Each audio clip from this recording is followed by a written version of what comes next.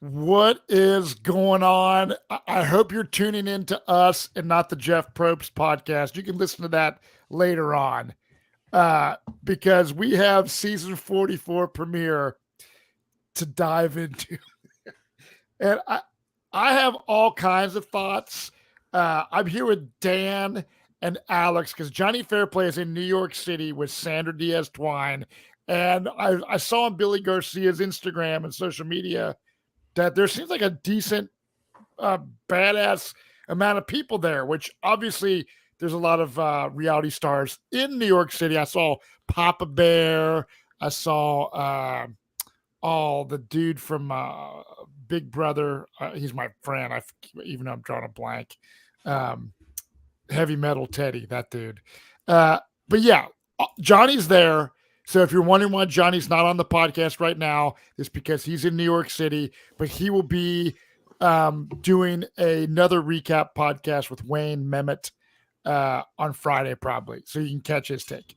But guys, what was your initial thoughts? Thumbs up or thumbs down? Oh, it's thumbs up. It's thumbs up. No matter the decision, no matter the heartbreak of the episode, it's a thumbs up for a premiere. Yeah, when I first, right off the bat, 8 o'clock comes on and I see this like confessional type thing or, and you hear the producer in the background and I'm like, what in the hell is this? Like I was completely caught off guard. I still was kind of like, I was kind of flabbergasted of what they were even trying to prove there. Can you explain to me? So this is what I think they're wanting to prove. Two things. One, that for whatever time that she is here, that Carolyn's going to be this wacky, like big character. Like she is literally a combination of Marianne, Nora, Debbie, like every single wackadoo that we have had in Survivor history, all in one person, and I love it. Yes. And I think it's to go hand in hand with what Jeff's been saying all preseason press is. This is a fun cast. Like, this is a funny cast. Like, you're going to have a lot of funny moments throughout this. And it may not be great gameplay, but you're going to be entertained one way or the other with this group. Yeah, we talked about Carolyn last night on the last cast assessment, and we all, she compared herself to Nora, and we all kind of really dug her vibe and was feeling her, but like, I don't know how she's going to go. I have no idea what this Carolyn train's going to be, if it's going to be 2 episodes, 10, whatever. But maybe she wins. I am here for it as long as it is there because she is a character. Dude, and that's what we've been missing. We don't have these big characters like that, and it looks like we have a few. I'm sorry, Alex. All I know is like episode 1, the past 3 seasons of Survivor, 41, 42, and 43, I have not been a huge fan of. And I was watching Australian Survivor with Johnny on the Patreon side of old seasons, and I was comparing it to that. And so it really made American Survivor seem terrible when I was comparing it to some of the Australian Survivor I was watching, right? But this cast-wise, there are so many people that I already feel like I know and I'm a fan of. There's people I already am annoyed by. There's people that I'm like, I love this person. Jam Jam is one of them. Matthew, my winner pick, another one. Hey, let's pause. Let's pause here before you continue. I said it on like the podcast during the cast assessment, but Dan, please vouch for me here. We're just looking at a clone of Matt Bischoff without the dread beard. When I was texting, Matt a little bit throughout the episode, that was one of my things. I was like, something about those Matts from Ohio, like they're just. He has tattoos. He has a similar face structure. He has the beard. He's from Ohio. Like, he's all about his family, his husband, and his kid. He's been dreaming of playing Survivor forever. The show. He does. So I tell you what, like the gameplay, we didn't see a whole lot of like strategy necessarily. The tribal was like pretty quick, not a whole. There was a lot that went down. That's typical now with US. But man, I just feel so much happened in the first episode where I was like, what the hell? And then I'm like, holy crap. And I'm like, no way. I had all these emotions, and that's what Survivor is supposed to generate, is an emotional response, whether you're yelling at the TV for someone you hate or you like. So there are some dynamic people. And I know I was texting with Michael Snow. He texted me. He absolutely despised he's like, I love the cast. And I was kind of shocked because I really loved this episode overall. Mm-hmm. He said it's just so different than when we played. And just with all the crazy like so many advantages and stuff got played right away. And I agree with that. And usually I'm not all about these crazy advantages and stuff. However, I'm going to state right now, the birdcage I thought was totally cool. I thought the different tribes that are discovering and coming upon the birdcage, each, like the one tribe's like, this might just be a distraction. Let's not even like mess with this right now. Then you have other people that are like, let's find the key, see what it is, right? So I like the dynamic of that. I liked the new, if there's going to be advantages, which we know Survivor's going to have advantages, there's not going to be a season of back to basics with no idols. There is no possible way in 2023 that they could do it. It would be boring as hell to the viewer. Now, would some of us hardcore fans be like, oh, back to basics would be awesome? Yes, but for the normal Survivor viewer, they're wanting to see crazy stuff. And tonight, we got a lot of crazy stuff. But I was able to follow it. I didn't have to learn, like, what does a fire token do? Or what does this thing do? It was pretty cut and dry. And we've seen these journeys up the mountain and the risk of vote and stuff. So we kind of are familiar with some of this stuff. So there was some familiarity of the past few seasons. So I was able to kind of grasp things better. But dudes, I had a smile on my face and was stoked the entire episode. For me, it was, you both kind of hit on it. And Matt, you were talking the dynamic characters, and there's some people that you love. There's some people that you're rooting against. And that's so refreshing, because these last 3 seasons, is there maybe one or two that you really liked, one person that you didn't like. And so many of these contestants, you just had no feeling towards whatsoever. You weren't emotionally invested. You didn't really care so much how they did. And the fact that we're going back to this, that I feel like half the cast through this first episode, I have some type of reaction to. And that's what we need. That's what we've been missing. And that's what we want. Yeah, like we lead this episode. Maybe there's like a couple people here and there overall that like we don't have as much like prior to the immunity challenge, we didn't get a ton of Claire, but then we get the very Australian Survivor cross-tribal chat between her and Matthew while the challenge is going on. It's like you're getting these moments, and it's not. We are seeing the people that they're trying to do, like, here's the heartstring stuff, but they're not like going into, here's the flashback for this heartbreaking moment. They're like, hey, I just broke up with someone right before I got here, so now I have to manage these relationships while also my own mental health of getting over finally being alone, and now I'm alone with all in the unknown.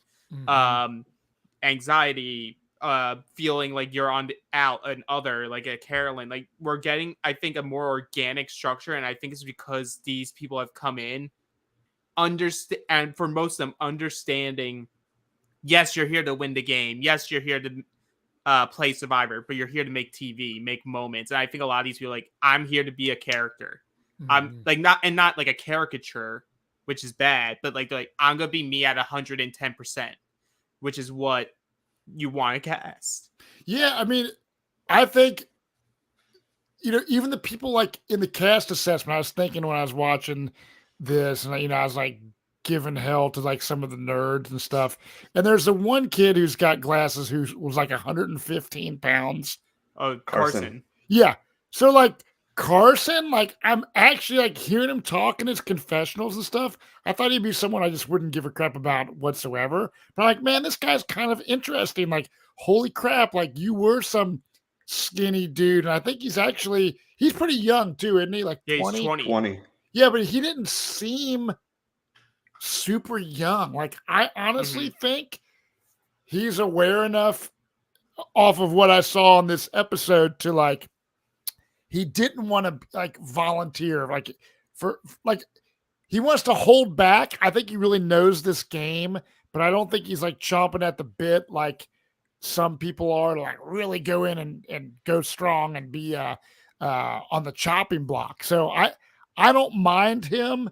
Some of my first impressions, I mean, obviously Caroline is or is it Carolyn, the crazy blonde?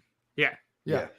She is crazier than I like. You said it perfect, Alex. She's like, you put all those crazy Survivor people from the past in like a big jar, mix it up, and you get this girl. But I think she's gonna be fun as hell and a loose cannon in a good way. Then you have people like Lauren, who at Tribal Council, is kind of like, she's intense, like resting bitch face. Like, I'm like, ooh, man, like I think she's dangerous.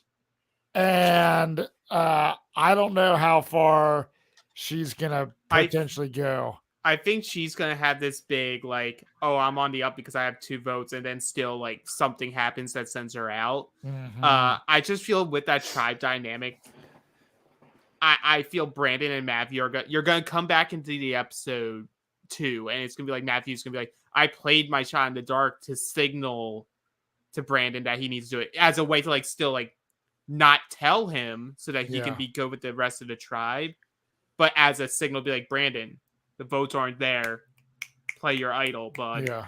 And I could see things turning, especially with Maddie gone. Mm-hmm. Kane's gonna have his tail between his legs, be like, Brandon, don't come for me. Like I want to stay in this game. And then like either a Jamie or a Lauren goes next is what I would predict there. But the mindsets these people have are crazy. I also just want to say, because usually as an edit person, for those who care about the edit, intro packages of like just who got a confessional before they got onto the mat. Obviously, we get the cold open with Carolyn. We get Carson, Claire, Jamie Lynn, Jam Jam, Josh, Franny, and Bruce. And obviously Bruce goes. Mm-hmm. So that leaves 7 other people who had like an opening line of dialogue prior to them like getting onto the beach. Mm-hmm. So it's all you fun people who love doing all that like edit, watch, and stuff. There you go. I gave you some hints. Yeah. So the game starts with the bizarre Carolyn intro thing, and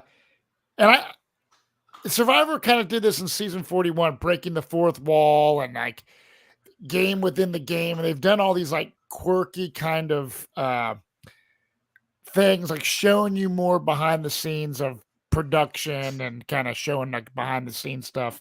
And then we kind of like got away from that. So I'm hoping that they don't do a ton of that kind of stuff during the episodes.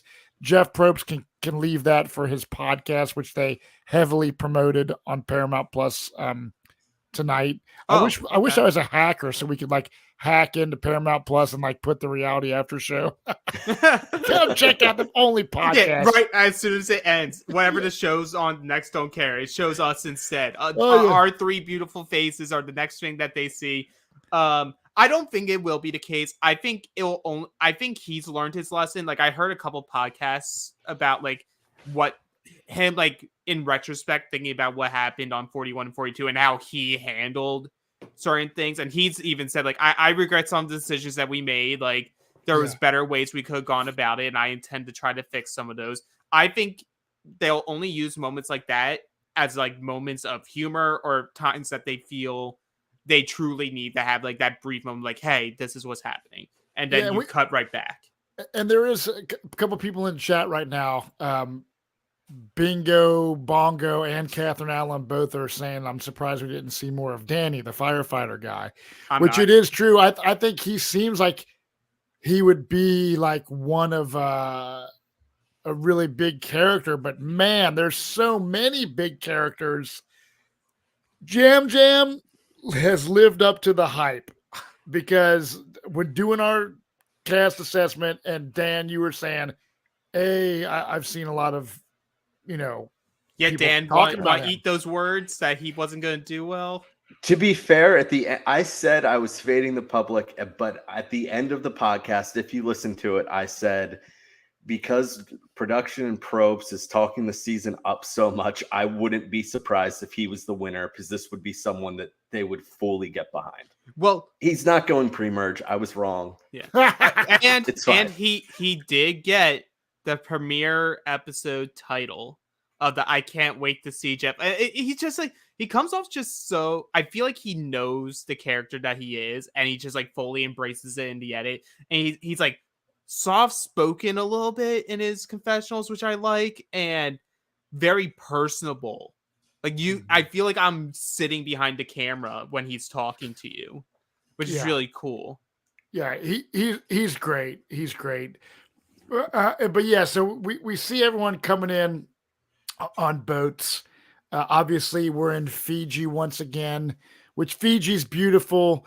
And for those that don't know, I mean, Survivor has kind of a deal with Fiji to keep filming there, and especially when COVID hit, they have a lot of infrastructure set up in Fiji, so it only makes sense. I do miss the different places that Survivor used to go. I will admit that I miss that.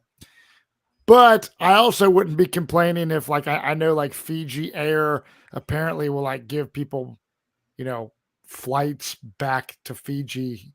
I've seen survivors play, and I know a lot of survivors, like Troy Zan and different people will go back to Fiji and stuff like that, which would be really cool. One of my bucket list things is to go back to the Philippines where I filmed Survivor, but it's such a trek to get there.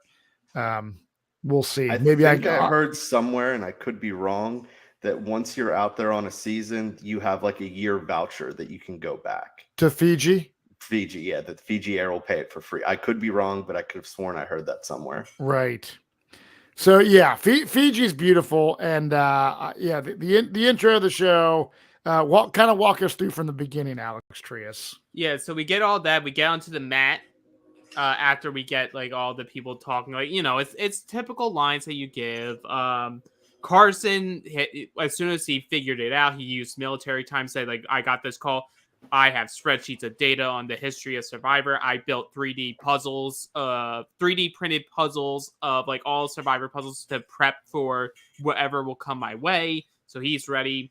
Claire's job allows her to judge people for a living, to give them $1 million. Now the roles are reversed and she has to be judged by others to gain $1 million. And can she do it? Jamie Lynn, bing, bing, bing is what I get. So she was coming for Carl, Godfather Carl's signature line.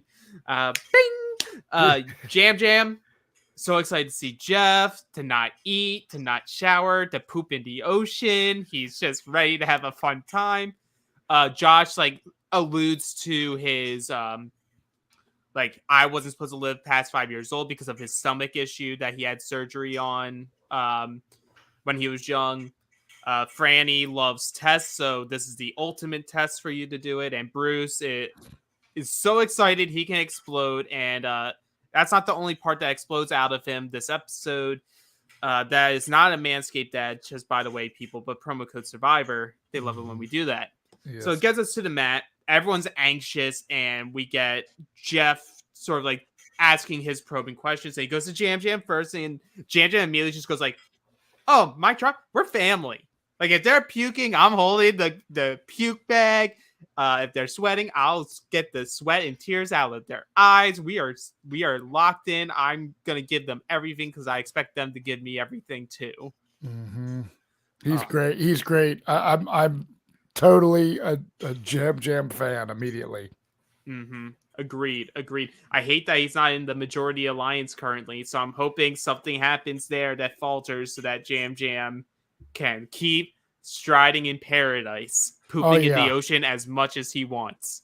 I think he will. I think he's gonna have some stuff up his sleeve. Good, but hopefully not in his pants. That's right.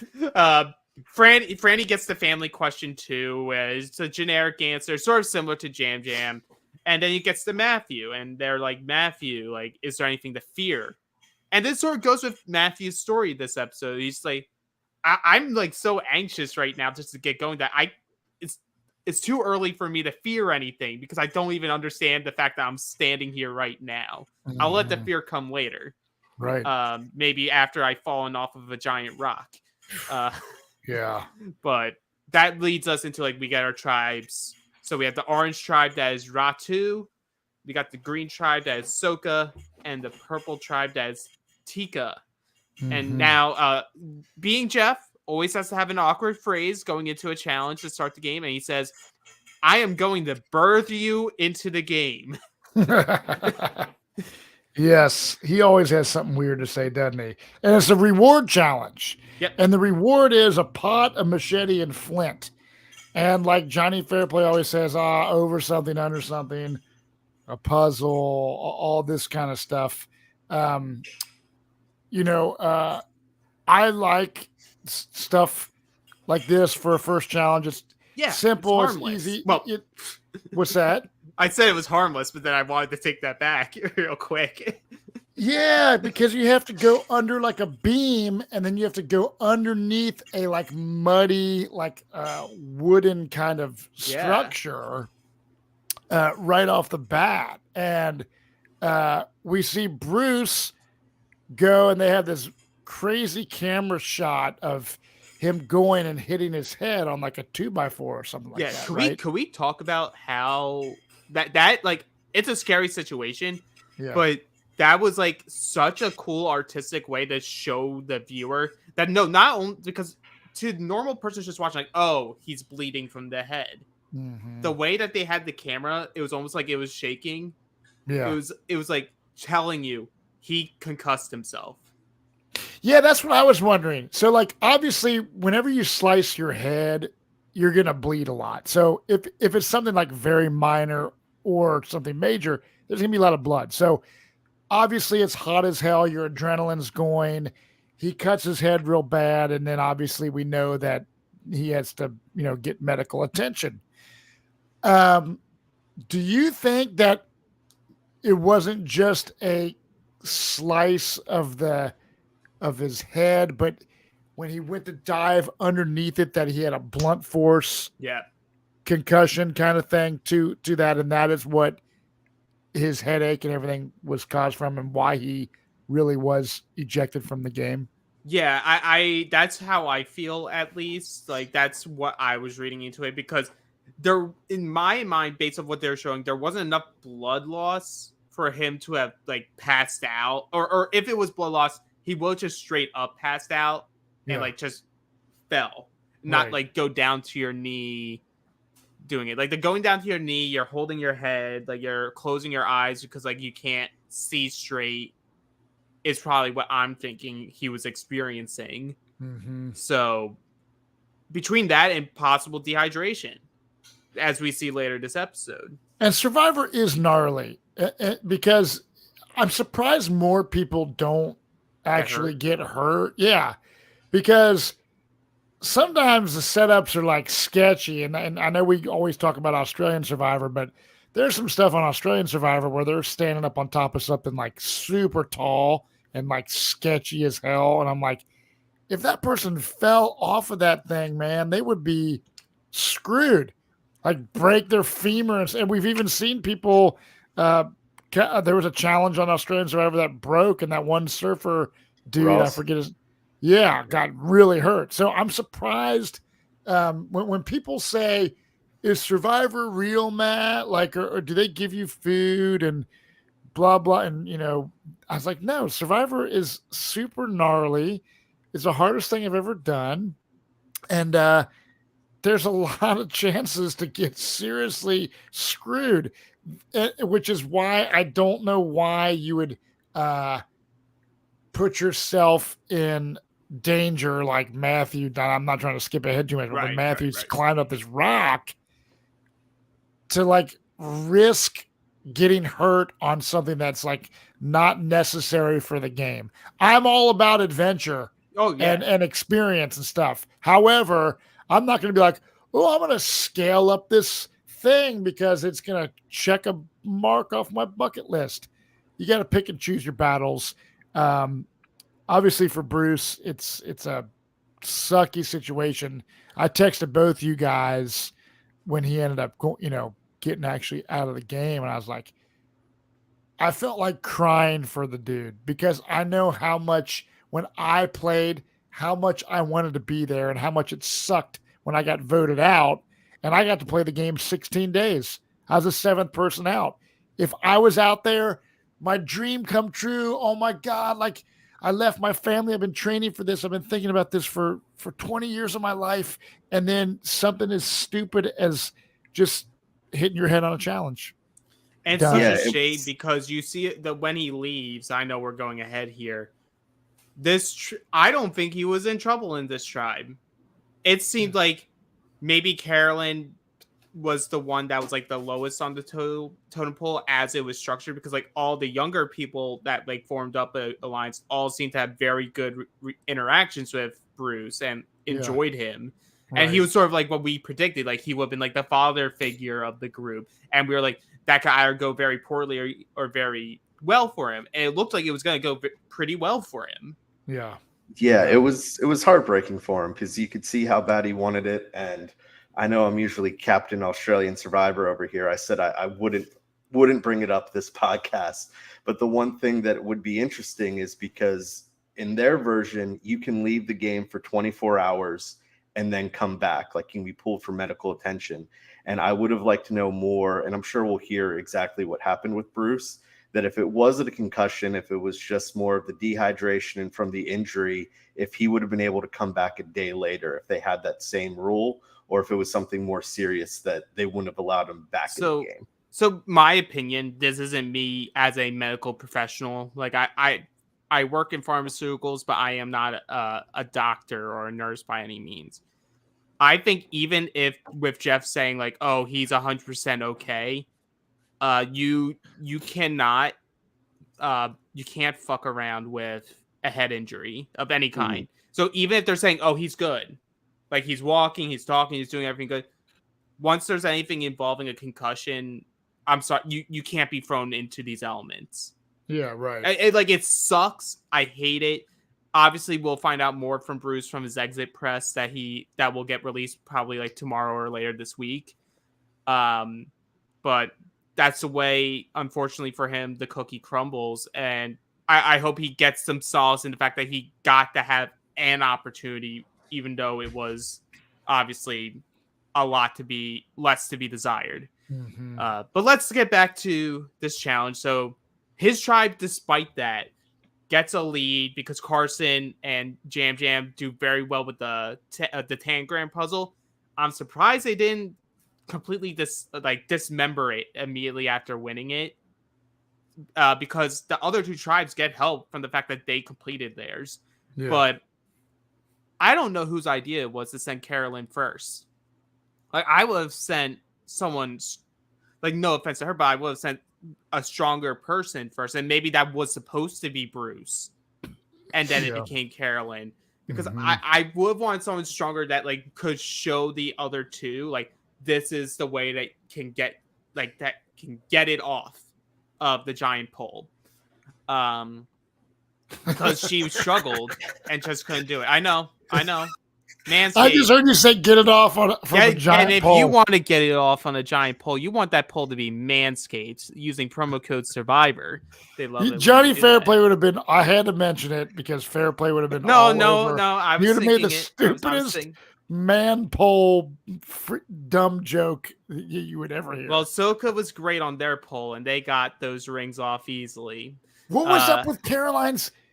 She was like laughing and she was like stripping off her clothes in mid-challenge. I'm like, what are you doing? Hey, I need my pants off to get more circulation to my legs so that I can throw this up. She's something else. But they lose. But you know what I missed at the beginning that I enjoyed here? They said team that comes in first wins your supplies. You don't have to do any other extra work. Mm-hmm. So Soka gets their supplies. Yep. The team that comes in second, and now this is what I enjoyed, was you were forced to finish. Because if you got second, you got to have the option of Sweater Savvy. Whoever came in last you were forced to do the other one. So for the reasons why I love it, there puts more stakes on this challenge. Yeah. Because you can second place still has value because you can pick what you think you are more comfortable in instead of being given what to do. Yeah. And I like it from a production aspect of we are forcing these two things to go so that we don't show the two tribes doing the same exact thing for the 4th straight season in a row, where Yeah. like each time they both, I believe, picked the same thing. And this one was like, we will show two things. And we go to the Sweat and Savvy part of this, and they're both things where only two people can do it. Here are the time lengths. Here's what it is. And really forces you to make decisions instead of just like, oh, we can do this all as one big group or two people. It's like, no, it's two people either way. You decide what you value more. Yeah, and the physical challenge with when Brandon and Matthew are doing the coconut thing, it's so funny because like foreshadowing. It's like, oh, this isn't going to be too bad. We'll just take our time, whatever. And you're just like, this is going to be real bad because coconuts are heavy as hell. Oh, and so seeing that and then seeing the brainiacs of Helen and was it Carson? Is that his name? Yeah. Helen and Carson. And Helen with the like just such a smart read. Instead of looking at all of the rods, just look at where the axis is, and the axis will tell you how many rings there are. And then Carson going, well, the one in the middle inside has to just be a smaller version. So whatever we have for the big one, we can care less about what's on the inside. Just multiply by 2. And so I'll be so lost. But here's the deal with those people. I thought, I'm not going to be down with Helen. It's like Erica 2.0, and I can't stand Erica's season and that she won. So that's on me. The Carson Helen duo during this, I'm like, I hate to admit it, but I like it. So Matt needs to give the nerds some props. I do. I know. Was like, oh, these people are going to suck. I was like, these nerds are badass. Like, I'm so nervous. Like, the person I'm nervous on that tried for is Sarah. Like, Sarah and Carolyn are the ones I'm scared of. And I felt so high about Sarah during the cast assessment. But we'll get to, like, my concerns for her when we get to that spot of the episode. But, so they are forced to do Savvy. And Carson's like, are these people just that scared of a puzzle? Like, you gave it to the nerds? Yeah. You gave it to the nerds to do? We're going to crush this. Thank you for giving us our supplies. Yeah. Matthew and Brandon, they get to that last coconut with just like maybe minutes to spare, grueling. But I love Matthew's side of it because normally we have these people who are like, I'm gonna hide from this. And Brandon's like, no, obviously I'll do it. Like I'm an ex-NFL guy, I'm the biggest guy on our group. But Matthew goes, I'm the smaller guy in this group. I'm the oldest. If I can get this done with Brandon, I get some good credit here because people will say, oh, he's not weak. Right. No, I was impressed with both Matthew and Carson in this, not because of what you just highlighted with Matthew, but Carson, his whole aspect is you could see that he was shying away from it as though he didn't want to volunteer and say, oh, I can definitely do this, but wasn't going to shy away from doing it at all. And so when they pushed and go, oh, you should do it, he was like, yeah, I'll do it. And it kind of showed his value, but not kind of sticking out, being like, guys, I'm a NASA engineer. Like, I clearly got this. Right. Right. I was nervous at first because I thought that it was trying to say like, oh, I don't want to volunteer. I want them to force me into it. I'm like, technically, though, forcing you into it could be bad too, because then they're like thrusting you into the spotlight. And if you fail, they can still blame you. So like, well, we just had the most faith in you and you let us down. Whereas Helen they wouldn't probably have cared as much because Helen offered. And she was like, I'm here. I think I'm good at this stuff. Like, let me do it. So everyone gets their supplies. Yeah. Now the next stage of this, before we get to a little more of the game elements of it, is the birdcage. We see all 3 tribes see it. No one knows for sure what it is. I love Jam Jam, who's just like touching it, prodding it. He's like making jokes about it. He's just like, oh, what if it's a bag of candy? Like, I love that. I Uh, love it. But you have very different reactions. Like you have some people that are like, I'm very intrigued by this. This should be something that we do as a group. You have some people like, we should try to find this and like keep it secret. Mhm. Like the one person that like really jumped to me was during the Ratu tribe, the Orange tribe, when Kane was like, we should go get wood now. Like we know this is here. Let's go get wood. Let's get some stuff so that like the other two, when they're done, they don't think that we've been doing nothing this whole time. And Mhm. Lauren just keeps going, so we're just gonna leave this? Like we're not gonna like stay here and see what this is. Like immediately from there, and we get confirmation of this later. It's just like Lauren's here to be gaming. Like she's here. I don't care about any of these other people that are on this island. Like I'll make bonds. I'll do all that. I'm here to slice some throats is how she's like coming across, which I like because that's like villainous. Yeah. Oh yeah, she's definitely in And that villain we haven't category. had people truly edited in like a villainous game player light, not a negative light, but a villainous light. So for whoever she's in this game, like I'm very intrigued by her and her like the selfish and owningly selfish gameplay. I just wonder, like, I'm all about a villain, and like I said, at Tribal, like resting bitch face, she's sneaky and she's so serious, laser focused on the game right off the bat. And you have all these other players who are more just like wacky and funny and stuff like that. That I wonder if they're gonna be like, let's get this Lauren person out of here. Like she's taking this way too serious, and she like that's my only concern for Lauren.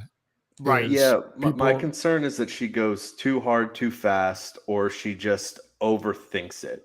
And I think because we saw it, not skipping ahead too much, but I think there's going to be at some point along the lines where she thinks she has the vote or the game figured out, and she's just going to get a little bit too cute with it. And I could see that being her downfall. Yeah. I agree with that. Yeah. So this gets us to more of like some stories of people. Yeah. We see Jam Jam on the Tika tribe like effortlessly make fire. Oh yes. And this is where he says like, I think I have an advantage because like I grew up in Puerto Rico. Like humidity is what it is. Everyone knows it sucks, but like I grew up in it. This isn't going to impact me. It doesn't bother me. Yeah. So I think he feels very much at home in his element on this Mhm. island, which I love. I do too. On this, and then we get the Carson story that we already touched on. Is like I gained 30 pounds for this. Like I never dated anyone. I'm only 20, and like to each their own. Like I get it. You're a little nerd and felt like, oh, I can't get people because I'm a nerd and I'm 115 pounds soaking wet. I like it. It's like little touches of getting us to know these people instead of like, let's get a 5-minute segment about the tragedies and trials and tribulations of my life. Yeah. What do you think about that, Matt? Like, because Well, it does I mean- feel different than the first 3 seasons. Well, here. I mean, well, first of all, the cast assessment, I thought Carson was a total dork, and I was like, this guy's, I'm not going to like him. But right off the bat, with exactly where we're at talking right now, when he, showed like a picture of him when he was like super skinny and he's never had a girlfriend before or a relationship or whatever. And he's like gained 30 pounds for this. Like that is pretty awesome because like Fair Play always makes fun of like a nerd like Cochran who, come on, Cochran, you need to, get a base tan before you go out here and not get so sunburned. You're stupid. I think Carson was actually preparing like as a super fan. He's like, look, I can't go out there as a skinny twig. I have to bulk up to be able to hang physically and not look like some super frail nerd guy. And you even see some of these women, like I think it was Caroline, where it was like, dude, you're actually a good looking guy. How have you never dated someone? You know what I mean? Mm-hmm. So, yeah, right off the bat, I mean, Carson, I'm sorry if I dogged you. Like I actually watching episode 1 have changed my mind. That's the beauty of the cast assessments. Love because it. I have no idea what I'm talking about. And I eat my words and I admit how I feel right off the bat. So I'm digging his backstory, and I think he's gonna be fun to watch. Yeah. This gets us to the Soka tribe, and we get a brief moment with Dan's winner pick of Heidi, the Yinzer from Pittsburgh. That's And my girl. she makes fire. She makes fire because the rest of her tribe couldn't. And I think the only thing of note here for her, though, that's very specific is they make it a point that her thing is people underestimate me in life. And you shouldn't. And essentially, it's her saying, you should not underestimate me. Yeah. And it immediately cuts to her like striking fire, like literally throwing the fire across the ground to their pit. I was like, man, that's badass. Okay, Heidi, I see you. I don't know what her story will be on this tribe because I just have a very strong feeling that this is the like season 41 Luvu tribe. Like I would be very hard pressed to see them going to tribal unless people are like, hey, let's throw it and do something crazy. Let's go to tribal. Right. Which after this episode, I won't be shocked if they do that. No, I won't either. I won't either. No, and especially like this tribe is the one that we know the least about, just simply because we didn't see really all their scenes where, between the sweat and savvy challenges. And so we only have a few moments. So I'm hoping, hell, I hope they throw a challenge so we can get to know these people better, because that you brought up Luvu. It sucks when, we went into the merge and there was 6 people that we knew next to nothing about. Yeah. And this also gets us, this was teased earlier this week that there was going to be a potential showmance on the season. And at first I was thinking, oh, they're setting us up with like Carson and Helen. Like Carson and Helen are going to do something. And Helen immediately goes like, no, I have a boyfriend. Q, we go in Soka Tribe. Matt and Franny, the awkward, nerdy showmance that I do not believe will be long lasting for this game. You don't. So you don't think like? So I think one survives longer than the other in the game. Yeah. But I mean, do you think though that this is a long-term showmance? If there's a reunion show that they're together. Well, the reunion show is at that's right. That's right. Is at the set. So if one goes pre-jury, or pre-merge, I could see it. And like if they threw a challenge, Matt doesn't have 2 votes. Yeah, that's true. So, but like that's just like touched on. We see in the next time on for episode 2 that's sort of something that's going to be highlighted. And I believe it's also the episode title is regarding a showman. So I could see them being in the forefront. We'll see if that's a good or bad thing. But this leads us to night 1. Bruce isn't feeling good. Bruce has to sit down. Medical comes. Jeff comes.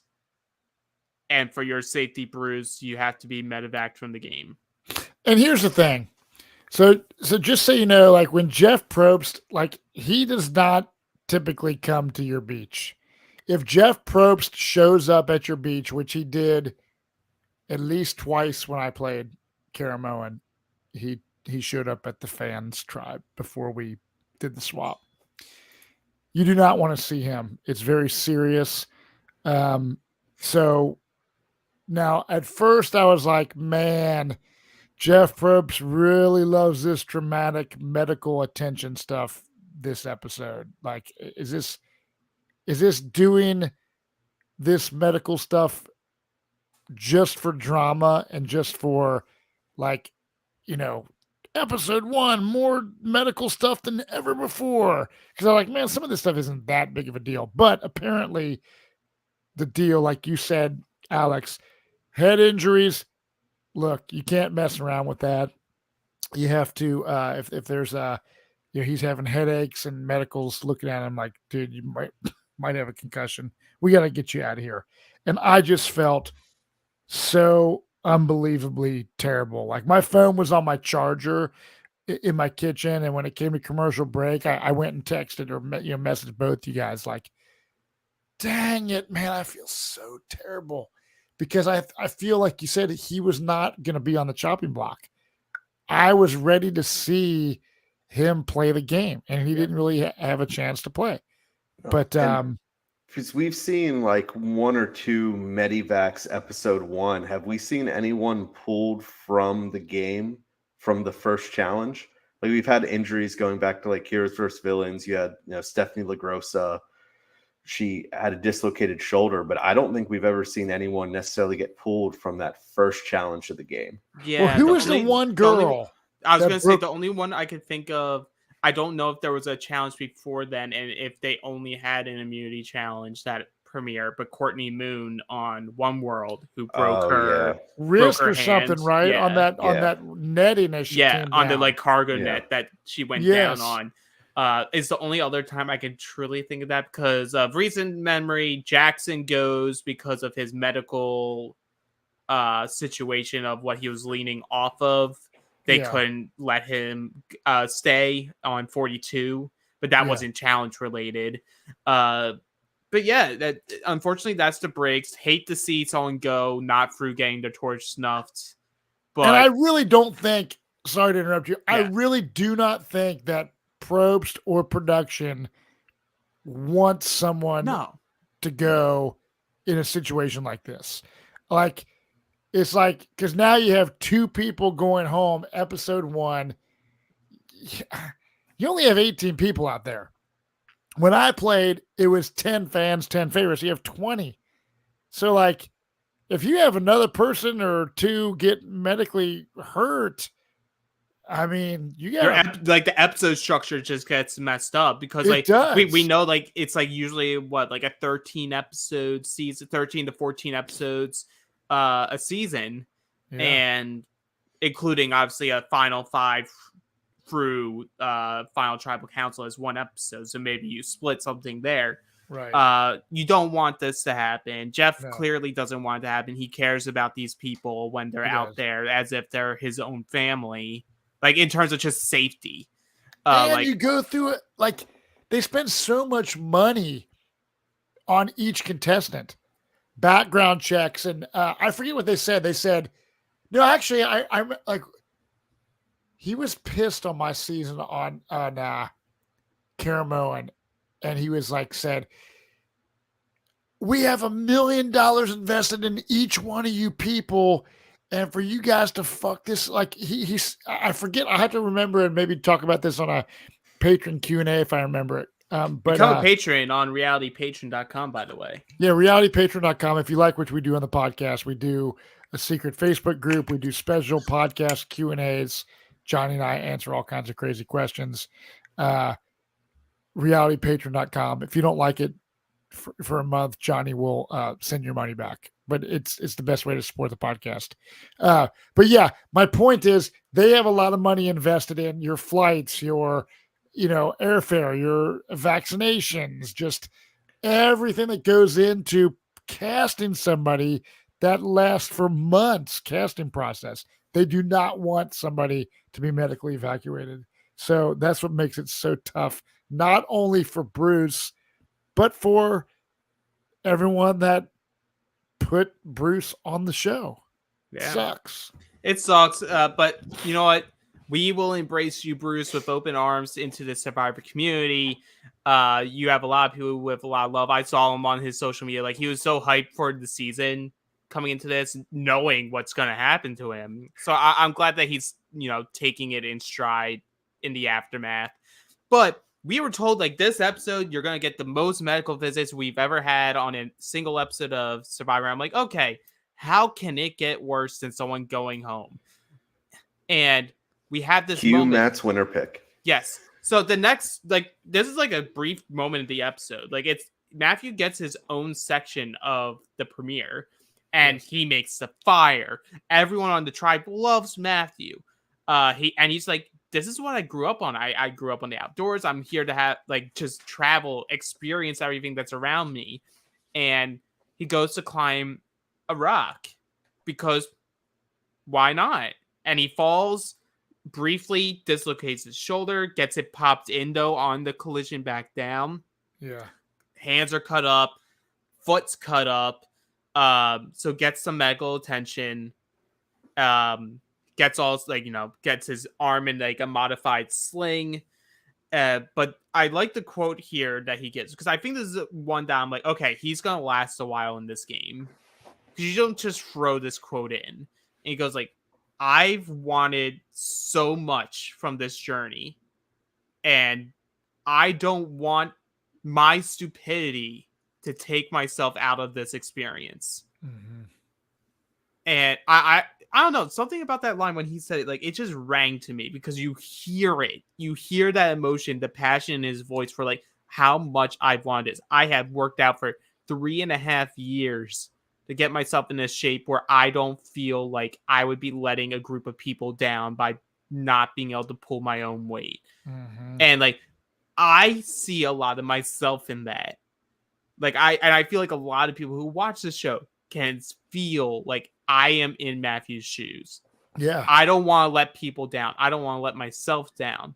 But sometimes I do stupid things that go against what I know is best for me. I'm just hoping that with a little bit of rest, that his shoulder is good enough to allow him to compete and do decent in challenges. It's going to suck if he has to sit out a bunch, or if he's just like, hey, I can't do this challenge or whatever. But because I really, besides the fact that I said he's my winner pick, I really like his story. I like how he's a family man, and he just seems cool. It even showed, hey, he was giving props to his mom and how he was like grew up in the outdoors, swimming in rivers and stuff, and loving the outdoors. So he's got such a great story that I would hate to see it end. And I know production really would have been bummed I know they're bummed if Bruce was out, but I have a feeling if Matthew would have had to go too, they would have been like, dude, this is not good.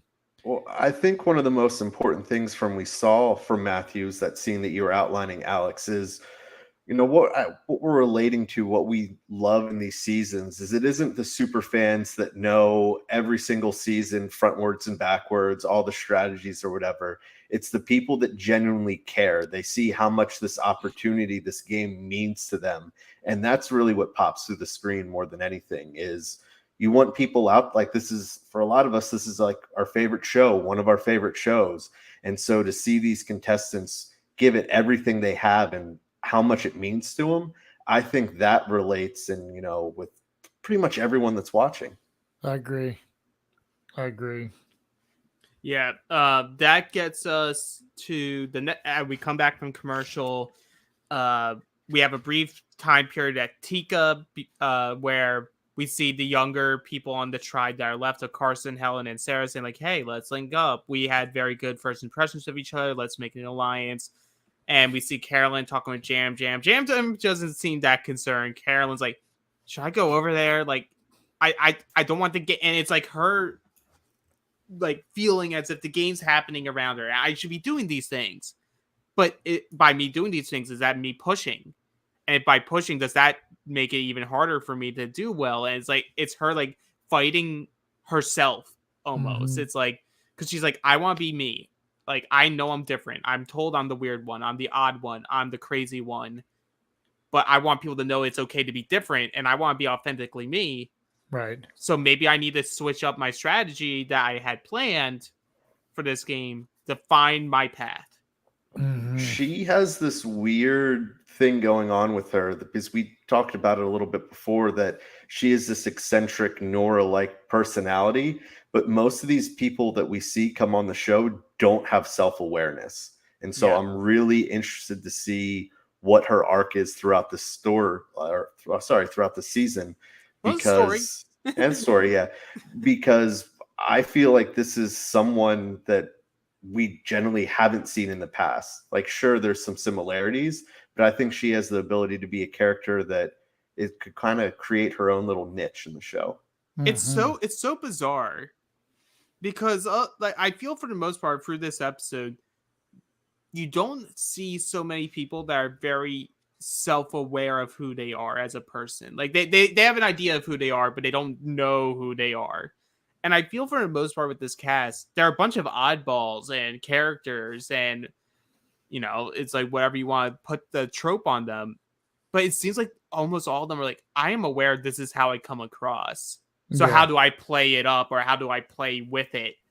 So I think that's going to be such a fun theme throughout the season, because 41, 42, 43, we did have a lot of cookie cutter, like all these people sort of fit the same box in terms of how they play. Mm-hmm. We're having like a weird, like a different cookie cutter here, where we have a cookie cutter of here's a bunch of characters who know they are characters.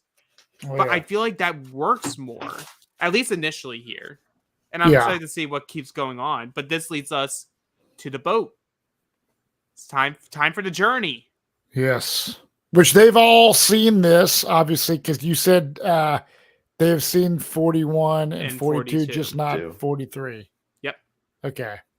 So that's an advantage for them to kind of have a little bit of clue what this is all about. Right. And you know what? I'm going to speed run this for us because we're already almost an hour in.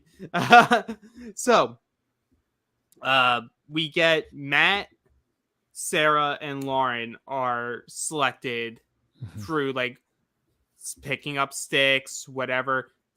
Lauren, though, is the fun one. The evilness here. She's like, oh, we're going to pull rocks. But I put all the rocks in there, so I know what all the rocks are. So I made sure to pick the rock that would send me to this island. Yeah. And you know what? I love that. Yep. Like, if it use the fact that people don't want to outwardly choose to your advantage, and let that be what, like, if you want to go there, you rig the system to make sure that you go there. Yeah. No, I find it brilliant. Yeah. But the journey, so this is why, like, they switched up even from 43 to 44 how the journey works. And I feel like what they're going to do here is they are not going to show us all the discussions that happen on the way during the journey unless it has value later on in the game. So like we see here, like we hear Matt talking about his anxiety. So the main purpose of this trip is like, will he let his anxiety stop him from taking a risk? That's like the story here. So the story isn't about Lauren and Matt and Sarah meeting each other and talking and like having those conversations. It's about, here's this new twist. It's very clear cut, straight to the point. You are forced to pick something. You can't not pick something. There are 3 bags. 2 of them say you lose your vote. 1 says an advantage. If you pull an advantage, congrats, you don't lose your vote. And you have the advantage that's in there. If you pick a lose your vote, you lost your vote. That's done. Like, you will not get that vote back. But you can go again and try to get that advantage. But if you pick the other lose your vote, you now don't have a vote. Your next 2 tribal councils instead of just 1. So I love this part of the gambling and this part of the switch up. Forces you to make a decision. You don't have people like just sitting around like, I don't want to risk it. Like, if you're going to put these advantages in the game, force the players to do it for our entertainment. I'm good with that, because you could still like, oh, I just lost a vote. I will stop here. Yeah. Which I think I would stop. And I think Matt should have stopped. Because he was like, I have to do it. I have to do it. I'm not going to let my anxiety get me. And now he's lost both his votes. What would you guys do? Obviously, I would have to pick one.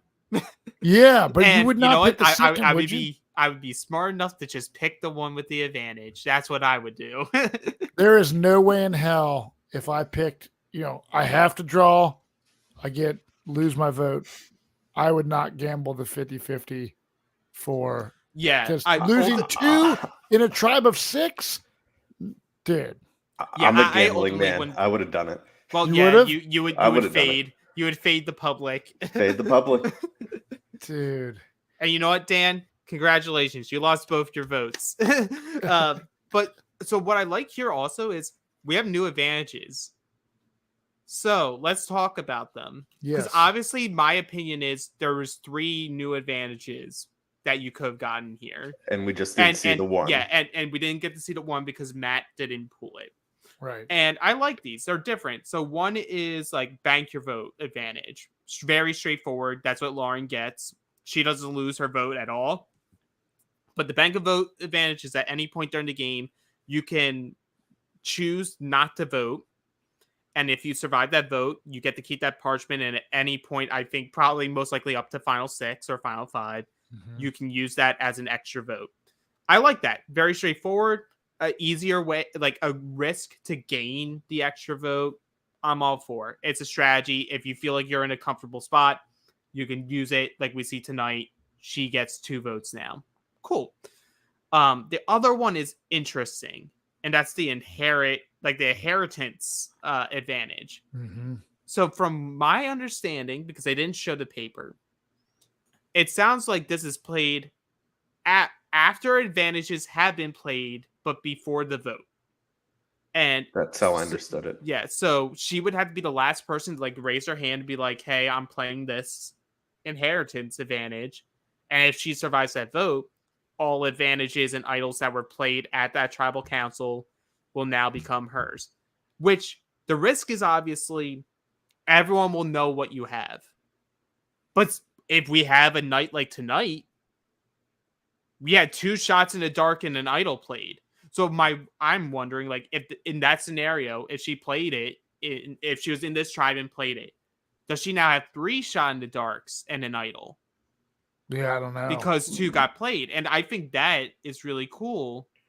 That's an easier thing to do than, like, here's an idol, here's an idol, here's an idol, here's an idol.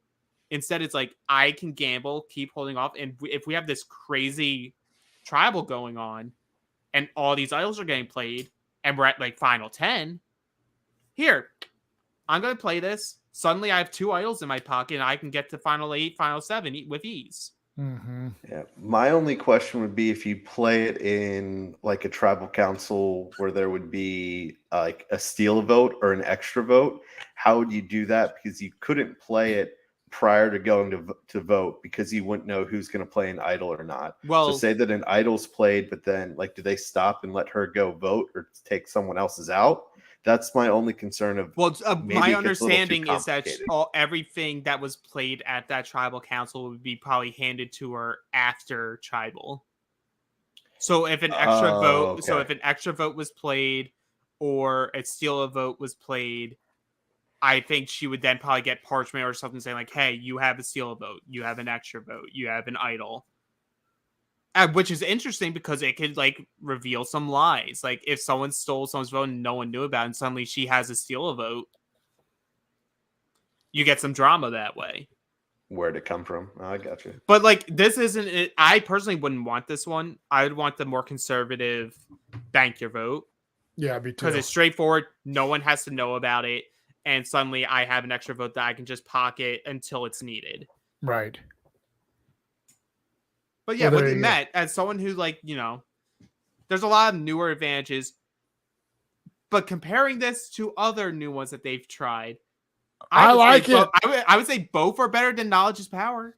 Yeah, this overall, the journey and the boat ride, like I like that there wasn't a lot of time spent on, you know, like was it Ricard and Shan or something like that. Like this was different. It was more simplified, easy for me to understand because I hate when there's like a bunch of complicated crap. So I did not mind this. And usually I'm not a fan of stuff like this, but I'm cool with it. You know what? It's weird because it's the advantages, but it gives you that Gabon feel of these people are just messy. Yeah. So the last segment we'll do before we go into our ad break is everyone returning and how they all decide to show the information, which becomes a little more important, which I still believe, even though we didn't see a result because of it tonight, I think will be a lingering issue, is we have Matthew who says, he tells them the truth. Like, this is the mechanics of the game when you're there. But the thing he withholds is that he went in twice. He only says, I went in once and I did lose a vote. Yeah. But I'm not going to tell them the other. Yeah. You have Sarah, who I think did the wrong thing here. And she lies about the mechanism. And the reason why that's the wrong choice is someone else is going to go. It's not just going to be the first person. Even if you are the only person who gets to go, you have to have the assumption that other people are going to have this opportunity. Mm-hmm. And you saw in 41 and you saw in 42, the mechanism is the same. Maybe the results are different, but the mechanism's the same. Yeah. So I think she should have told them the truth of like, this is what it is. And also just go, and I lost my vote. Mm-hmm. But the difference with Matt was Matt showed physically. He did. Like, this is what you get. And here it said, I lost my vote. Yeah. And then you have Lauren, who also tells the truth, but also lies and says, I lost my vote and I didn't go back in. Mm-hmm. Knowing that she has an advantage, but she doesn't show them anything. No. And I love the fact that all three lie, but all three lie in a different way and for different reasons. And I enjoyed that. I did too. Yep. Usually I despise this stuff. And tonight, like, I was like, this is a breath of fresh air. It's a different take on it. And like I said, I'm cool with what's going on this episode. I think they learned from the hate that they got, 41 and 42 and did some switch up on this. Yeah, I think 43 and 44, we have been seeing them like making tweaks within seasons of filming. Like, you don't normally see them make a ton of adjustments between seasons that are filmed back to back. But Right. Dan, something we do hate when it comes to lying? What's that, Alex? We hate when you lie about the tools that you use to shave your family jewels. And we have the proper tool to help you have a smooth, long pole. Support for Reality After Show is brought to you by Manscaped, who is the best in men's below-the-waist grooming. Their products are precision-engineered tools for your family jewels. Manscaped's Performance Package, the ultimate men's hygiene bundle. Join over 6 million men worldwide who trust Manscaped with this exclusive offer for you. That's right, 20% off and free worldwide shipping with the code SURVIVOR at manscaped.com. If my math's correct, that's about 12 million balls. The Performance Package 4.0 has arrived, and oh man, is it a game changer. Inside this package, you'll find their Lawnmower 4.0 trimmer, Weed Whacker, ear and nose hair trimmer, Crop Preserver ball deodorant, Crop Reviver toner, performance boxer briefs, and a travel bag to hold your goodies. First off, the Lawnmower 4.0, this trimmer is the future of grooming, and dare I say, the greatest ball trimmer ever. Their 4th generation trimmer features a cutting-edge ceramic blade to help reduce grooming accidents thanks to their advanced skin-safe technology. The Lawnmower 4.0 is waterproof and has a 4000K LED spotlight that you need for a more precise shave. Now, I have a dark shower curtain in my bathroom, and I've been looking for the perfect way to shave in the dark, kinda. Guess what? I found it! 4000K LED! No longer a problem. I got perfectly smooth, clean balls thanks to the Lawnmower 4.0. It's time to take care of yourself, so go to manscaped.com and get 20% off and free shipping with the code SURVIVOR. That's 20% off and free shipping at manscaped.com and use the code SURVIVOR. Unlock your confidence and always use the right tools for the job with Manscaped. Thanks for sticking with us through the ad break. And don't forget, for more exclusive Reality After Show coverage, visit realitypatron.com. That's reality, Patron.com. We are back. And I went and manscaped real quick before I jumped back on. Actually, here's a funny thing. So I don't know if you can see this, but this right here, it says it's Johnny. It's a Ziploc bag with Johnny Fairplay's supposed beard hairs, and it says it's autographed Johnny Fairplay. I never lie. It's my beard. But who knows? That could be the remnants of Johnny's Manscaped hanging here. And maybe he used the Manscaped beard trimmer, which you can also get using the promo code SURVIVOR through Manscaped. The crap that I have here. It's So hey, Dan, do you want to walk us through this immunity challenge? This is me. Johnny's It's here. Yeah, this immunity challenge. So they're pushing, a boat, push the boat in from the beach, go out, they row it out. row out and around a buoy. Once they get to a certain, bench, they clip into it, and then they are dragging a large chest to shore. Once you get that to shore, you need to get it up on like a wooden mechanism that goes up and down. You hook it in, you go all the way to the other end, and the entire tribe pulls it across this mechanism going up and down. And then once that is released, they have to go and solve a giant slide puzzle. And I actually really like this challenge because it wasn't a simple puzzle at the end. It's something that was hard. It had, a little bit of shades of Australian Survivor challenges in this one for how hard and grueling this challenge is going to be. So obviously it would have been easier with the supervillain tribe, but this was. I want to say something here. So if you're watching and you're like, oh, how are these people so exhausted and not like they're like, oh, like no gas in the tank, right? I have done. There you go, Matt. $300. I mean, you might have to DM me if you bought this bag for $300. I would like laugh all the way to the bank, and I'd be like, fair play. You dumbass. I just made $300 off of your freaking whatever DNA that is. That's hilarious. But I want to say this. Yeah. On Survivor Caramoan, we had to swim out into this like climb up over this cage thing and dive down in the water and bring back this like insanely heavy chest from the ocean floor back to shore and put it on a wooden track. And then we had to like use a grappling hook to like make the track longer and then, move the crate across the track. Right.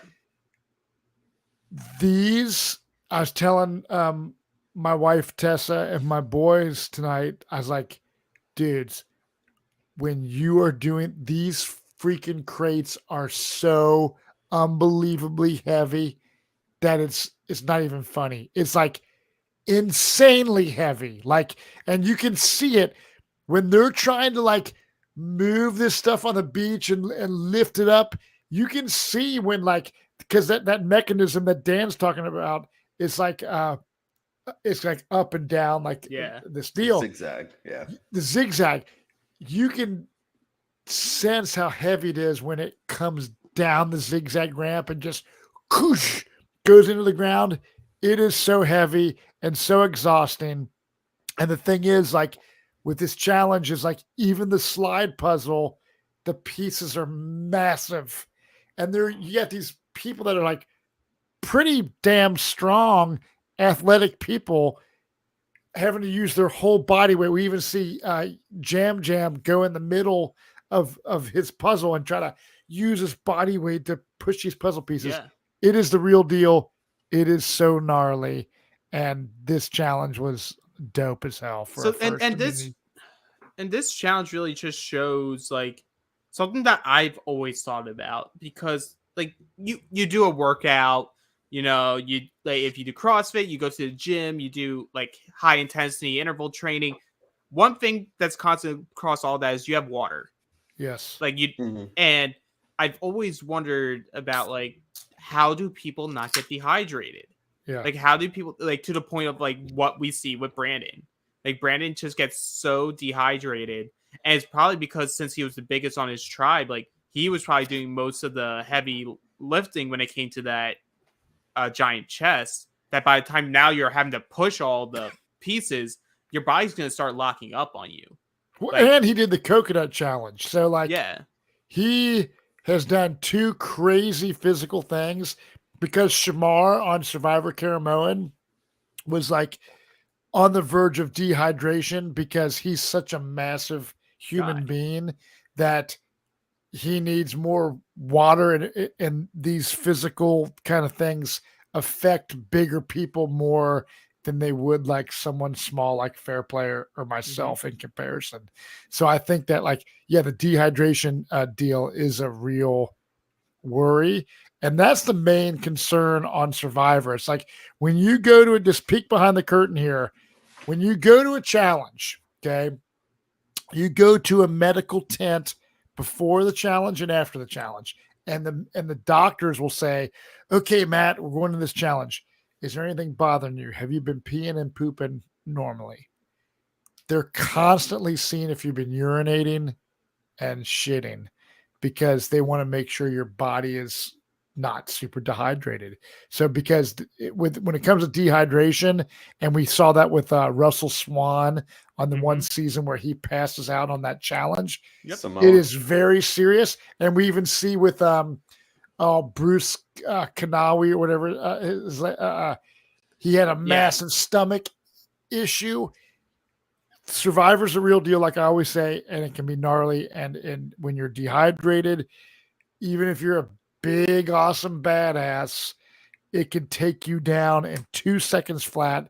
And we saw this multiple times happen on episode 1, proving that Survivor is one of the gnarliest games out there. Yeah, Matt, and you were who talking cares about... and you know what? Who cares? Let's say they did feed you guys. Who cares? Yeah. Who cares? You're still living out there. Oh yeah, You're still right. like do you think Survivor's editing how the people are looking as the season goes on? Like, you're still losing weight. You're still dehydrated. You're still facing the elements. It's like this is real. It is. What were you gonna say, Dan?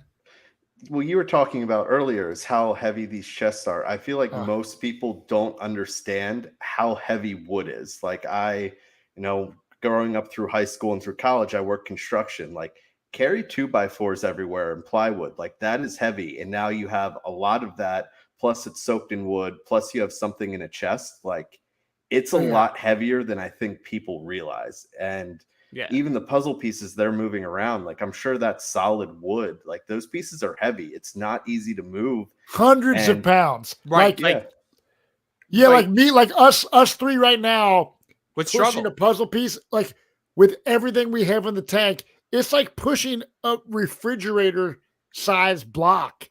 Mm-hmm. Like that's it takes nothing. everything to move it in. Well, Alex has been going to the gym, so I've been going to the gym. You I'm can't ready really for tell. this. I'm hiding it. I'm hiding it in here. No, I'm like Matthew. I've been training for years for this. Yes. to just push a giant wooden block that weighs like hundreds of pounds. Right. But I like this. I like it that it's like you still have to be good at puzzles to win this, but you like it equalizes the puzzle and your strength. Yes. And ultimately, Ratu suffers not even just from Brandon having to sit out the rest of the challenge, but I think this might be a common theme for this tribe. I don't think they're good at puzzles. And if that's the case, this tribe may be the one that's going to tribal more often than even the Tika tribe. Especially with slide puzzles, because if you don't know the strategy for slide puzzles, you don't know it, and just pushing it around, like it's not going to work out. You need to know that there's a certain way that you need to solve it, and if not, you're just going to push pieces in circle and never quite get where you need to be. Right. But before we go to the winners, could we also talk about something I really loved? Yeah. And that was Claire and Matthew talking on the Sandra bench. Yes. Because like Matthew's motivating, like he's trying to motivate his team, and Claire just keeps going, hey, beard guy, like, hey, I like you. Did your person tell you what happened?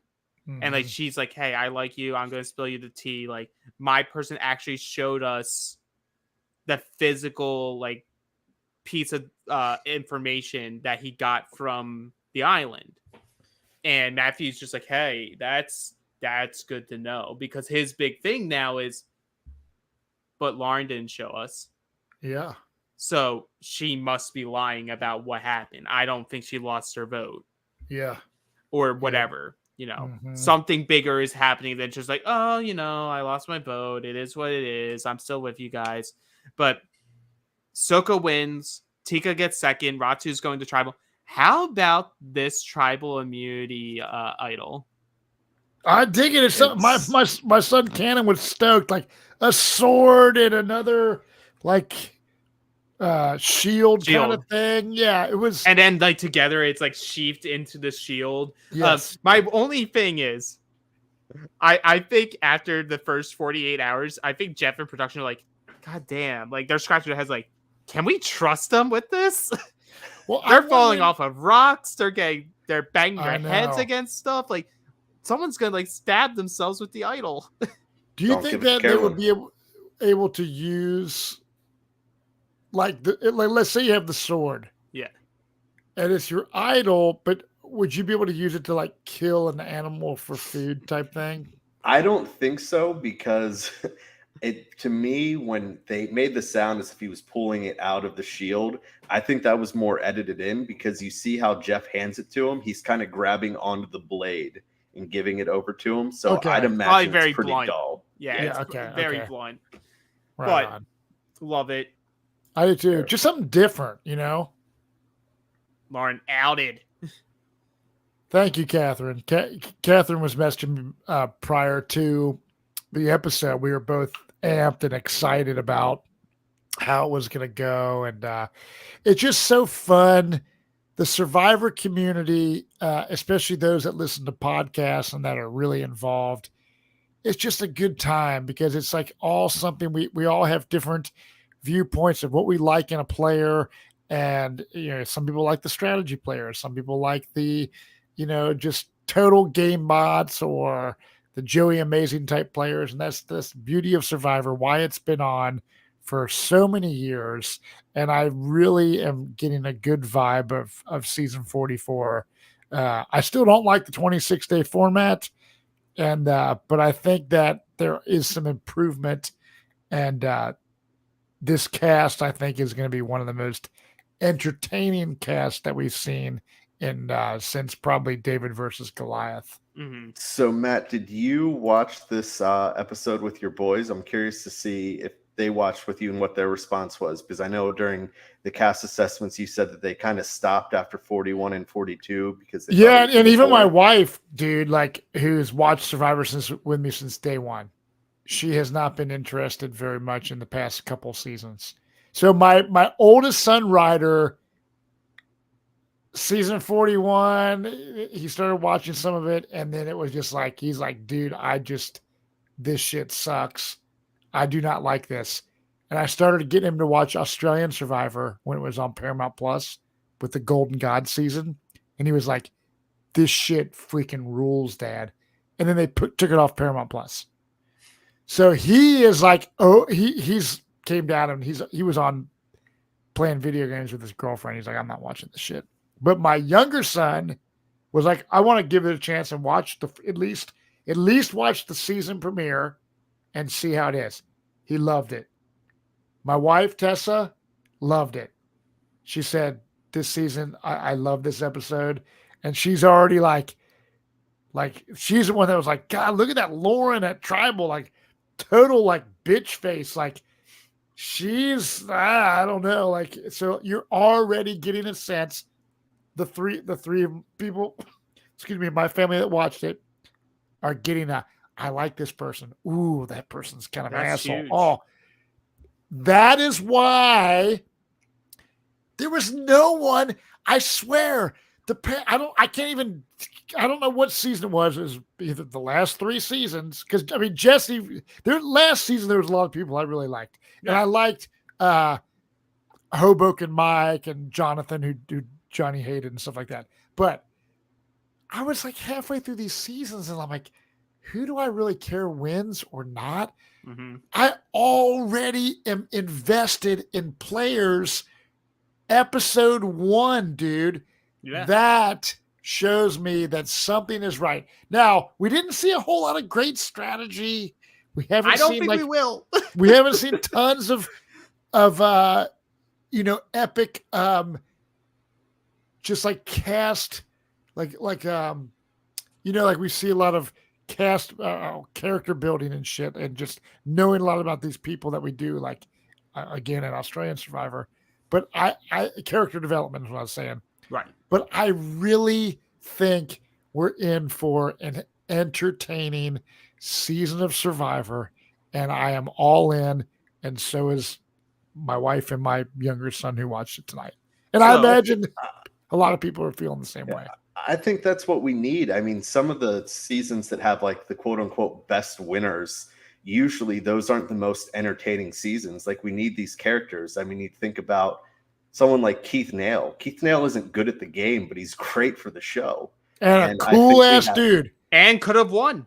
He's been to my house a couple times. Stick with the plan. Ting. That dude totally freaking rules. Yes, the dude is clueless, but one of the most, I mean, my favorite, he's on a top tier of people I've hung out with in Survivor. Keith Nail freaking rules. Yep. So you don't have to have someone who's like an expert at the game of Survivor to be entertaining.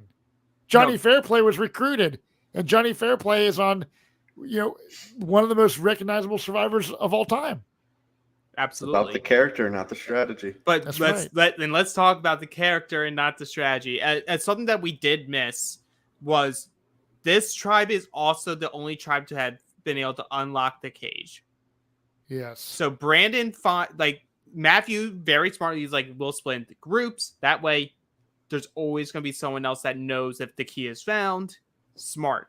Brandon finds it, and Maddie sees that he finds it. And I think this was the issue for Brandon, was that he got caught.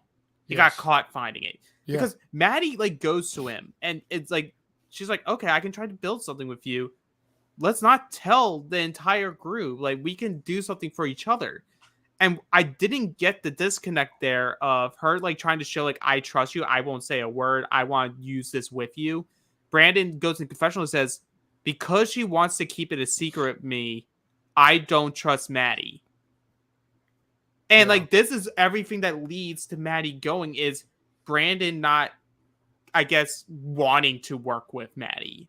And so he's saying he doesn't trust her. So he tells everybody, opens the cage, and they find out it's an idol. And also a fake orange medallion that can be used as a fake idol. And this is everything that was reported early, late last year of what was going to be in that cage. Yes. So I really dig that. But as Matthew says, knowledge is power. That idol isn't as powerful, and that fake idol isn't as powerful because we all know about it. Right.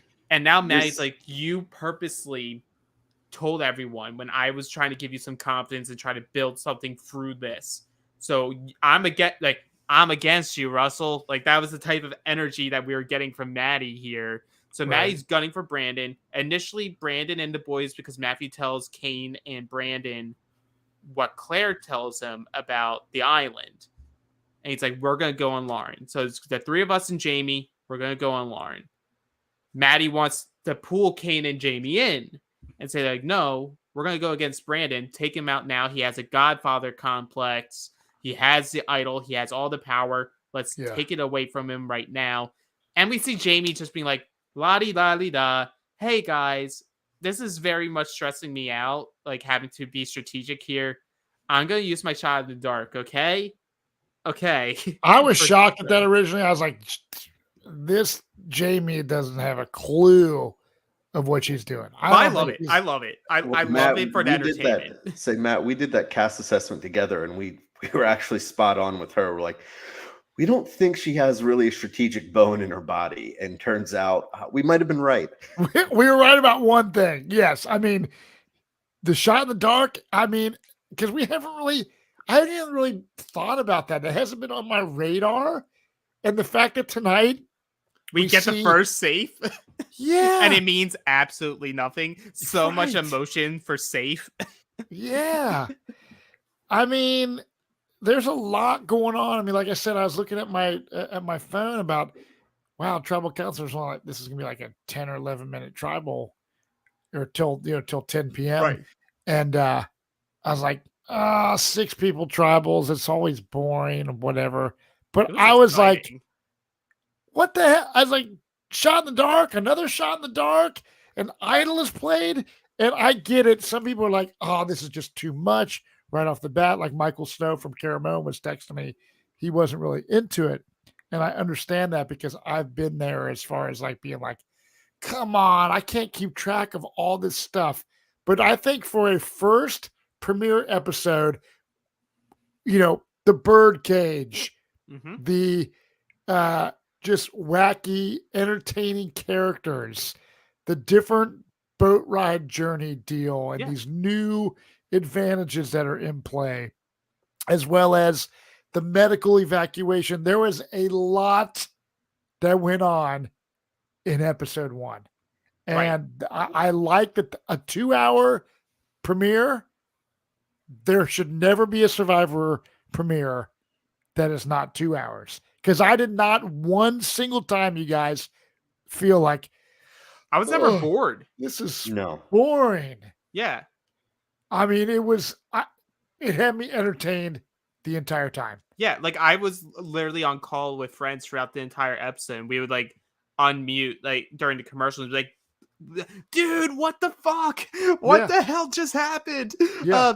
And it was crazy. But like we have a couple other things here, like 2 that are actually talked about. One that I want to bring up as a discussion before we head into tribal council. Yes. So one is we have Matthew, who's like paranoid now because he's hearing both sides of the things. Like all parties are coming to him, which is great for him and his positioning in this game. It's like everyone wants to work with him, but he's like, I don't know what the truth is now, because half of us are like, hey, we're gonna take out Lauren or Maddie. The other half is like, no, we're going after Brandon right now. It's like I said, I will trust Brandon, but that was also day 1. Like, how can I truly trust anyone yet when votes have not been cast? And you sort of get that from Kane, and Kane's like, I'm down with voting Brandon because, like, hey, I think we should keep him, but I'm here to play the game. Yeah. And you know what? Hey, he wasn't able to help us win this challenge, so it's not necessary that his strength is what's going to keep him helping us, and he has more power than us. I'm only going to write his name if we have the numbers, because if I vote him and he stays, he's going to know I voted for him. I'm in trouble. So I think that's part of the storyline. It's like, it's all this trust and what's so important about it. So before I get to my other point, like, what do you two think about those like thought processes from Kane and Matthew? Well, I think Kane's smart. Honestly, he's a lot smarter than I thought he was going to be out the gate. Yeah. I think now it's easy to say, watching it not being out there. I think it would have been a good opportunity for Matthew to be like, hey, Maddie, Lauren, Brandon, they're all running around to the 3 of us. So let me grab myself, Jamie, and Kane, and let's get on the same page and determine which way this goes. And that way you don't need the shots in the dark, because if the 3 of them could have gotten on the same page, they ultimately would have decided the outcome of that tribal. I think ultimately it's that is the smart play, but I could also see a world where Matthew's like, but those aren't the people that I want to be working alongside long-term with. But here's the thing that I found so confusing. So in Lauren's lie, she told the whole tribe, I don't have my vote. I lost my vote. Like, sure, Matthew is aware that, she could be lying, and told the guys that, she could be lying.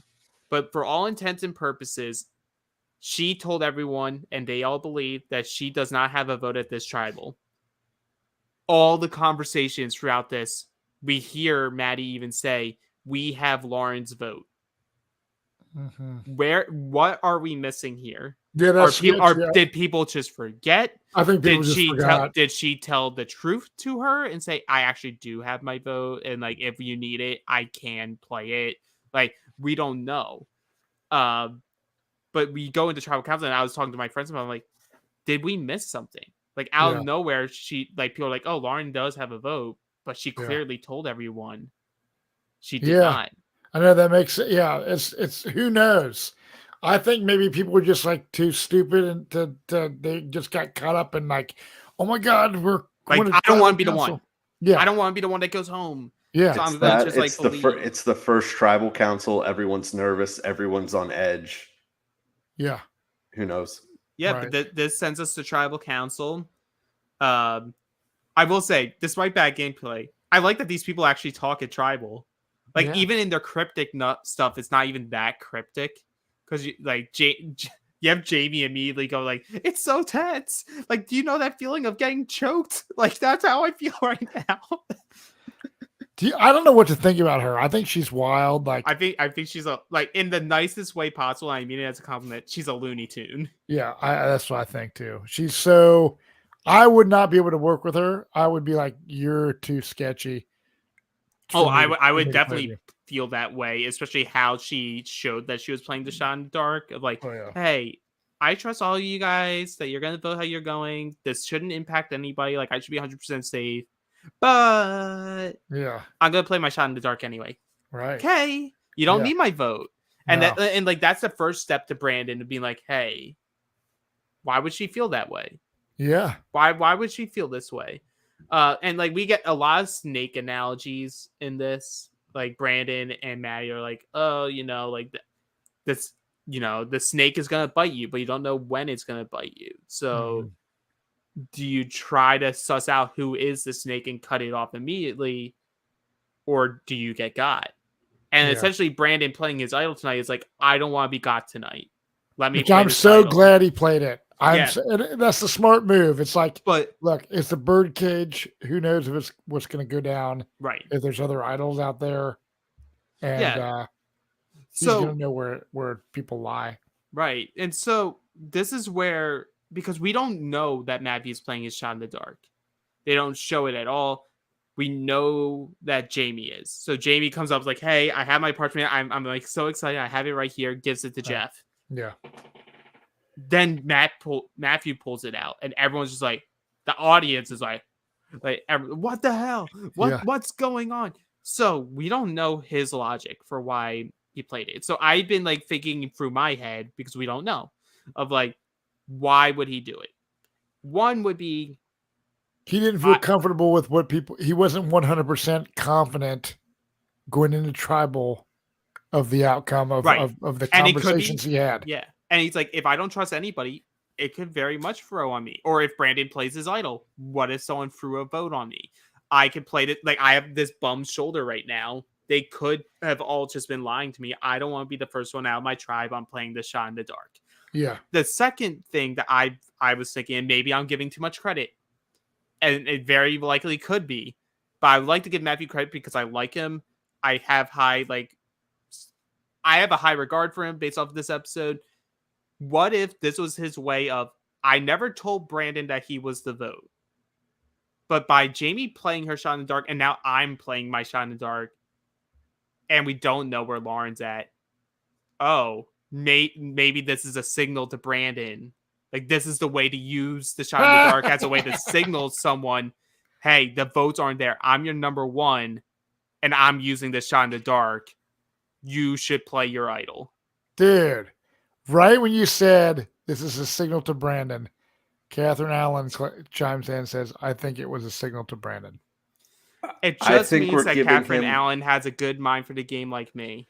That's right. I think you're giving Matthew a little bit too much credit I think here, I but we'll am, see. but I could easily see, like, we go into episode 2, they're back at, like, because we don't get the previously on, they'll be back at their camp, and we get a confessional from Matthew. It's like, I knew I wasn't going home, but you never know. So I'm gonna play this, but it was also a way to signal to Brandon without having to expose my alliances with the rest of the tribe. Yeah. Well, we all know that Matthew's my winner pick, so he better freaking do some good ass gameplay. And Well, his I shoulder better think be he's healed. fine, because the next time on, we do see him in it when Lauren says, "Oh, I have the power now." Yeah. Right. But we know US next time ons are a lot of like bait and switches, a lot of like misdirection. So I feel very confident that Matthew's going to be okay next episode, and it could be like, oh, we're going to blindside Lauren. Like, Lauren thinks she has all the power, and then she goes home because everyone else votes for her. Well, all I know is Maddie is gone. You played too fast, too quickly. And I personally enjoyed this premiere. I have high hopes for 44. I think that this is good for Survivor, I because agree. there's been so many kind of negative things surrounding the last few seasons. And I'm curious to see what Johnny Fairplay thinks. So if you guys want to see what Johnny thinks, he was in New York City tonight with Sandra Diaz-Twine. He will be doing another podcast, most likely late Friday, probably with Wayne, a recap type episode to hear Johnny's takes. But we're going to have a great season of podcast coverage. So if you have a chance in any city that Johnny will be near, I would highly suggest it. I'm going to pass it over to Dan to kind of give a rundown of Johnny's tour schedule coming up. Yeah, so as Matt mentioned, Johnny's on his tour all season long, I believe. So he was in New York tonight. He has nothing next week, but then back on March 15th, he's going to be in Nashville, Tennessee. March 22nd, he'll be with Matt and Wayne in Cincinnati, Ohio. March 29th, he will be in Boston, Massachusetts. May 3rd is Durham, North Carolina, where they're also doing a Villains R Us beer release with him, the Queen, and I believe Jesse. On May 17th, they will be in Charlottesville, Virginia. And then for the finale on May 24th, will be in Charlotte, North Carolina. All of these are available at SurvivorTix.com. That's Survivor TIX.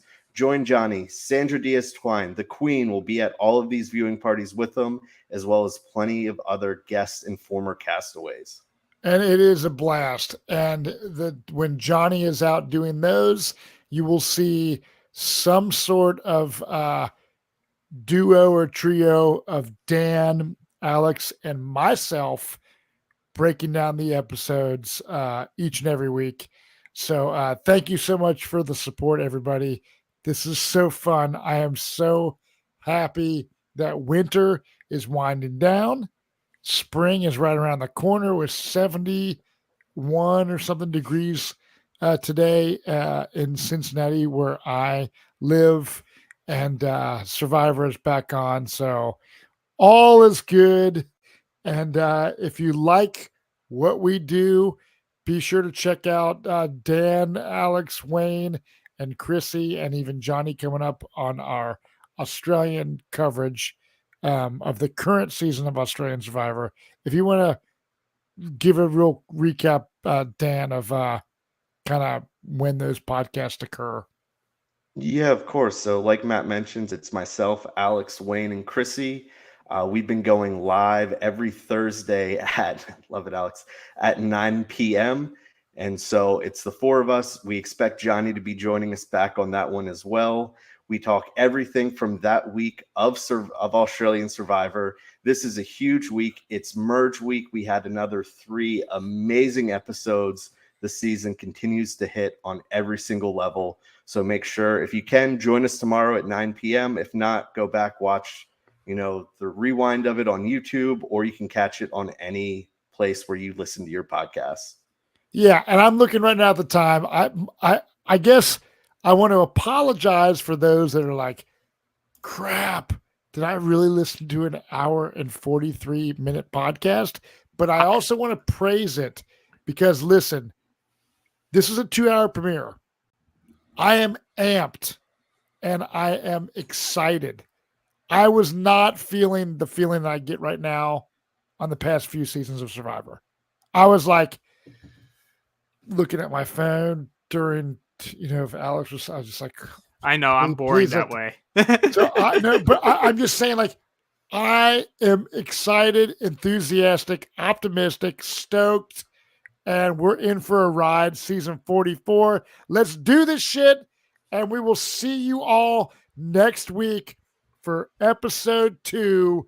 The 3 of us, and even Johnny Fairplays, I think, joining us next week, and it's gonna be a great ride. So I love you all. Cheers, and good night. And for more bonus content, go to realitypatron.com. That's right, become a patron now. Get additional coverage of all your favorite shows, the weekly Q&A, and you become a member of the secret, exclusive Facebook group. That's realitypatron.com.